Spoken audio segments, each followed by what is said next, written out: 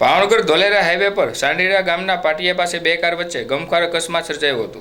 જે અકસ્માતની ઘટનામાં 3 લોકોના ઘટનાસ્થળે જ કમકમાટી બેરા મોત નીપજ્યા હતા, જ્યારે બાળકો સહિત 4 લોકોને ઈજા પહોંચતા સારવાર માટે હોસ્પિટલ ખસેડવામાં આવ્યા હતા। આ બનાવ બનતા ઘટનાસ્થળે લોકોના ટોળા ઉમટી પડ્યા હતા અને પોલીસને જાણ કરાતા પોલીસ ઘટનાસ્થળે આવી વધુ તપાસ હાથ ધરી હતી।